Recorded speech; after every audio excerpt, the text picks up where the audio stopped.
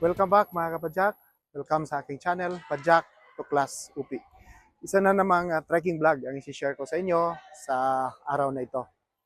And napaka-special ito dahil first ito na aking vlog from Eastern Visayas, from Region 8 and particularly dito sa Leyte and Tacloban City. Ngayon ay nasa Tacloban City tayo. Ito yung jump off point para dun sa pupuntahan natin. Ang aking tinutukoy ay walang iba kundi ang Alto Peak or yung Mount Amandiwing. So we will be conquering itong Alto Peak. And hopefully you will enjoy and keep on watching.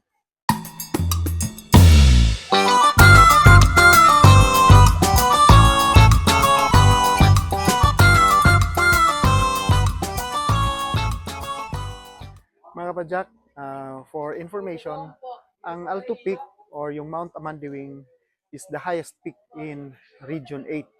So, try to conquer ang Region 8 through pag-akyat nitong Alto Peak. But before trekking or ascending Alto Peak, puntahan muna natin yung mga spots dito sa Tacloban City and neighboring mga towns.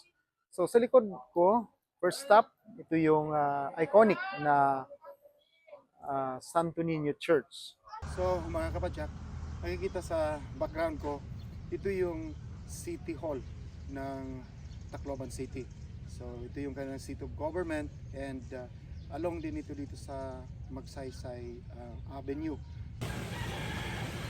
So mga kapadyak, dito sa aking left, ito yung Cancabatok Bay. So ito yung bay ng Tacloban City. Ito yung body of water na nagsiseparate ng Samar and Leyte. So kung makikita doon sa foreground or background, yan yung part ng Samar.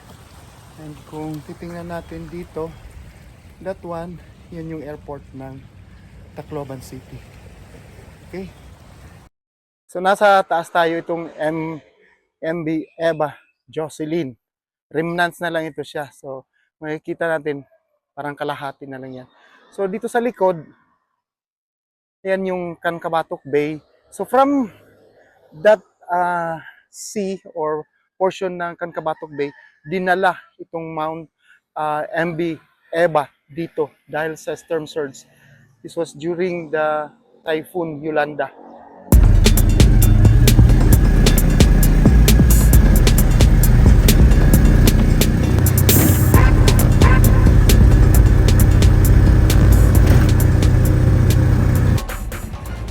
So mga kapadyak, ito yung famous na San Juanico Bridge. Ito ang nag-span between Island of Samar and Island of Leyte. So 2.16 kilometers yan siya. So what a stunning view. 2.16 kilometers ito, built last July 3 or 2, 1973. So umuulan siya pero sige lang. For the view, mga kapadyak, yan ang famous na San Juanico Bridge. Okay, so mga kapadyak, next stop, dito tayo sa Leyte Landing Monument. Itong Leyte Landing, ito yung nagsisignify or reminder yung pag-liberate ng Philippines under the regime ng Japanese. So na-liberate tayo ng Americans and it is through General Douglas MacArthur. So yan, yung mga statue ng ating mga liberation forces. So nandyan si General Douglas MacArthur, andyan si President Sergio Osmeña, Carlos P. Romulo, and the others.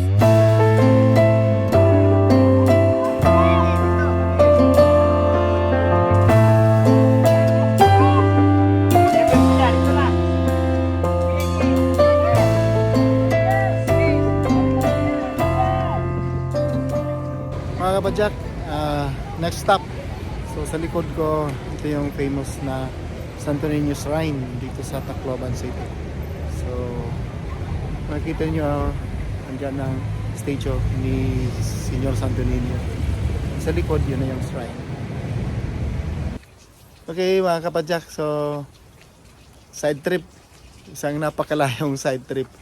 Nandito tayo sa Almeria, Barangay Sampao. So, nag-visit tayo ng mga kapamilya rin dito. So, isa sa kanilang pinagmamalaki dito, ito yung Ulan-Ulan Falls. So, tingnan natin.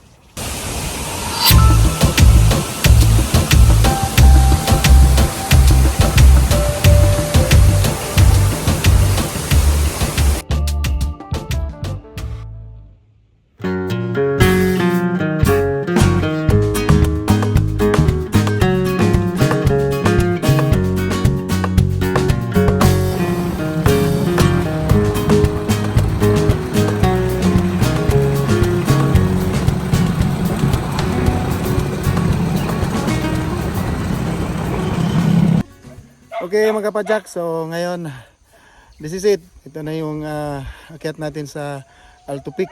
And ngayon nasa Haro Municipality tayo, specifically sa Barangay Robas. So makakasama natin si Chris and si Archie, yung ating guide si Archie. Ito si Chris, pamangkin ko. So continue watching guys. Sana mag-enjoy kayo dito sa vlog.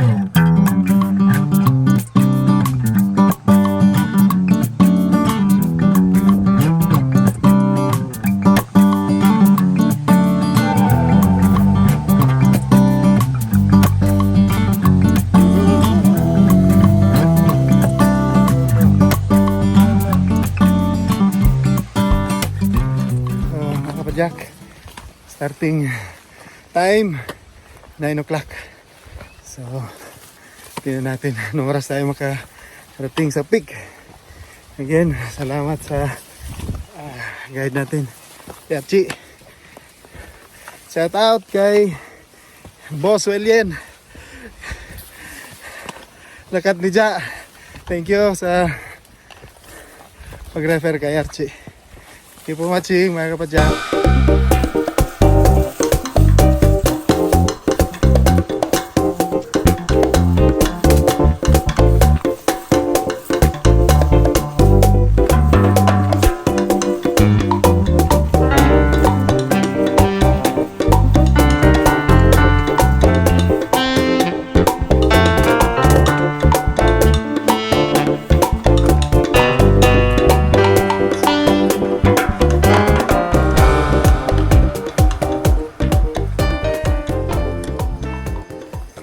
Ito ang Mushi Forest version ng Alto Peak.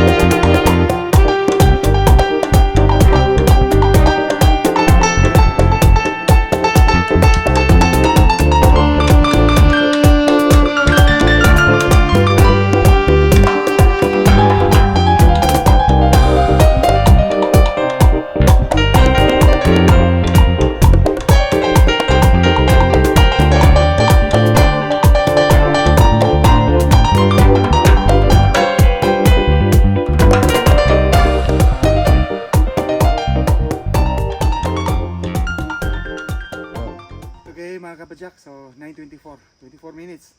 So narating yung Camp Rubas. So campsite ito kung gustong mag overnight dito sa trail ng Alto Peak or Mount Tamandiwing. So pero kami day hike lang, so tuloy-tuloy kami. So mga kapadyak, keep on watching.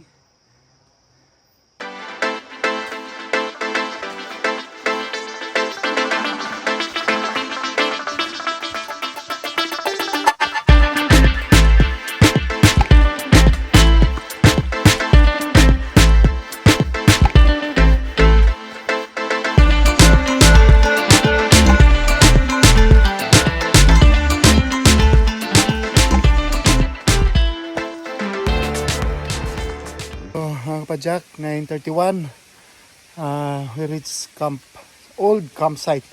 Kanina bagong campsite yun. So inabandon ito na site kasi according sa ating guide si Archie, may chances na may rockfall and mga flash flood. So hindi na nila ito ginagamit as campsite. So tuloy pa tayo.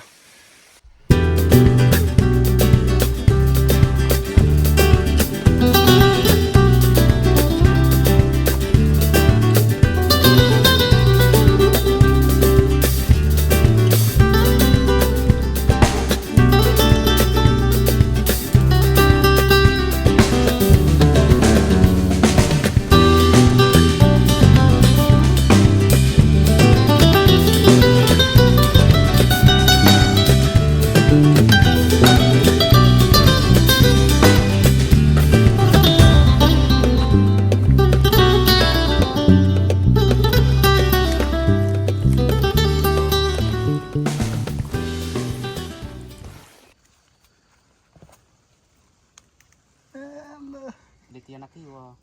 Para diri ya masabtan na. Ano yan? Galing oh. Lizard. Ang sabi ni Archie, butas siya, may butas siya. Tapos mag-ano siya ng itlog niya. Dito sa gitna ng daan, oh, kita lang. Hindi ko magalaw kahit gaano ilapit ang ano, hindi ko magalaw. Galing.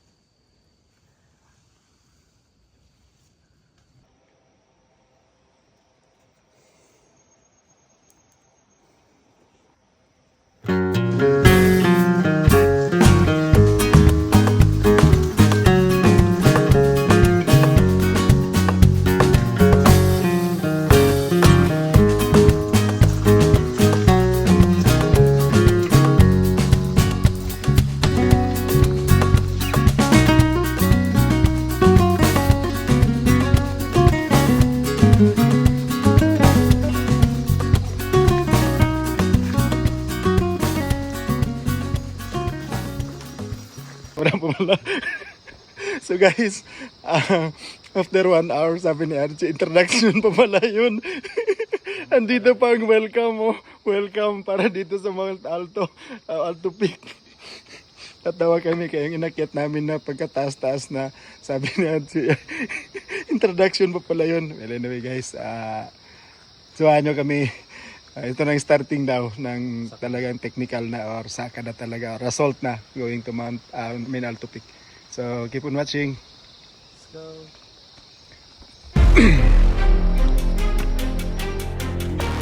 Guys.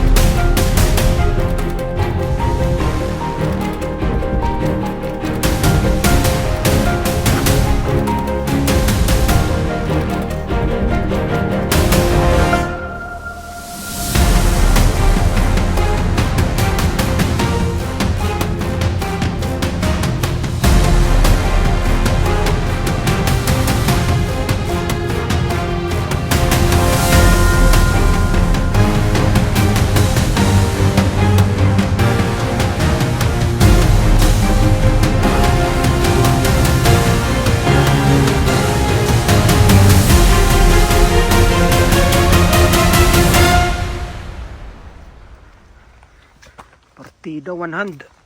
Okay daw.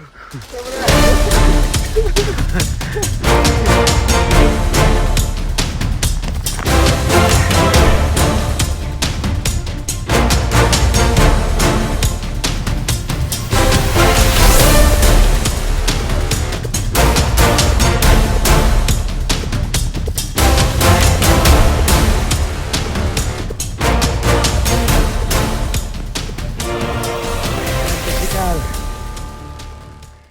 So mga kapadyak, time is 10 10:40. 10:31. So ilang hours? Almost 2 hours. So yan, dito tayo sa signage na 700 meters. Pero sabi ni Archie, pakyat pa daw. Anyway, dahan-dahan lang. Kakarating din tayo dyan. So keep on watching. So mga kapadyak, rest muna kadali. After doon sa 700, ewan ko kung nakaabot na kami ng 100 meters. Sobrang akyatin. Anyway, sige. So rest muna. 5 minutes. 5 minutes.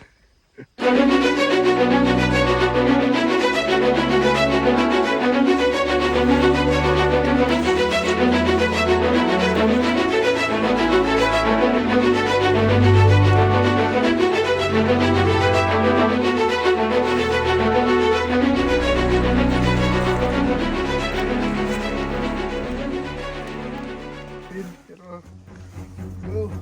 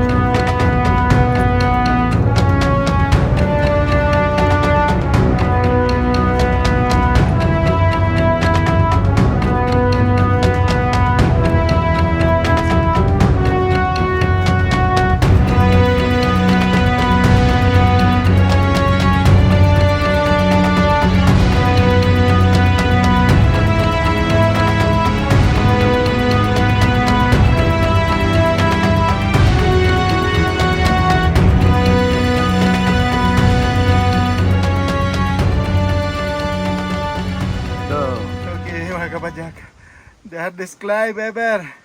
Dami na akong naakyat, pero talaga ito challenging. So sabi ni Archie pala, ito daw yung last na, hopefully. So nagdaan lang kami doon sa signage 200 meters. 200 meters sa akyate. Go!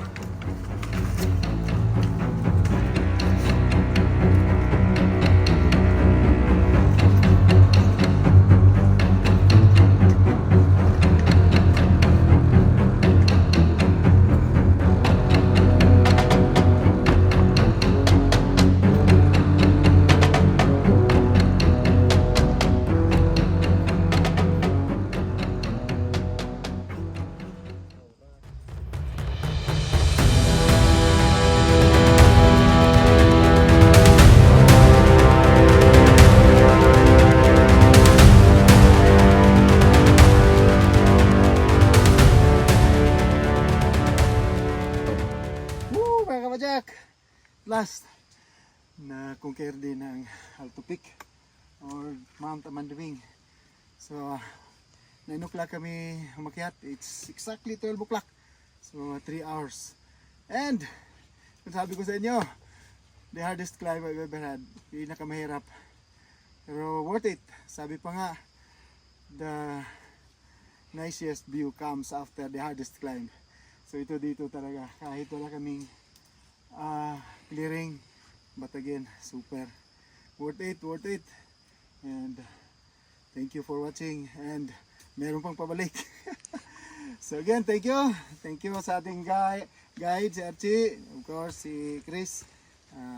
Nakarating din kami dito safe and sound. And thanks God, hindi umulan. And although makulimlim, but it's nice nga hindi umulan kasi 3 days before talagang tudo ulan. Tudo.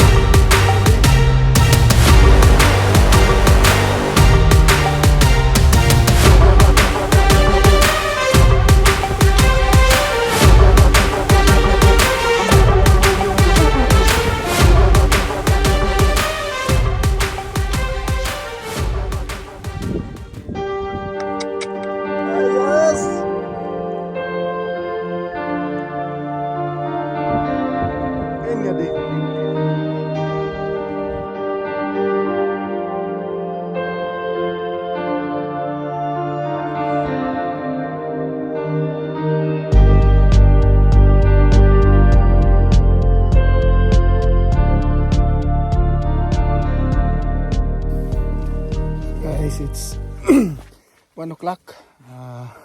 Kunting pahinga. So, after ng pahinga, ito, another challenge na naman, pababa. So, mahirap paakyat. May kanyang hirap din yung pababa. So, mga kapadyak, sa background, pinakitaan din tayo ng peak ng Alto. So, kung makikita yan yung Alto Peak. Yan ay nakyat namin. Papunta din. So, binigyan din tayo ng clearing. Makita rin yung tuktok ng Alto Peak. So, yun mga kapadyak. Yun yung ating technical climb going to Mount Alto. 1,332 meters above sea level. So far, sa lahat ng mga bundok na nakyat ko, yun ang pinaka-challenging. Kunti na lang sabihin yun ang pinaka-mahirap na climb ko na mga mountains. Suggested, hindi talaga pwede sa mga beginners.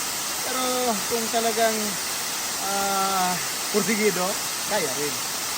Pero maraming mga technical climbs and maganda masyado. And salamat at meron tayong clearing kahit mga 4 seconds lang nagkaroon din ng clearing and binigyan tayo ng magandang panahon, walang ulan, and thank you, nakabalik tayo safe and sound. Thanks God. And again, thank you for watching and keep on watching pa sa mga coming mga vlog. Malay mo, mag-open ng Mount Dulang-Dulang, talaga mailap ang Mount Dulang-Dulang. Mag-open na, then pupunta, yun ang susunod natin. Again, thank you for watching.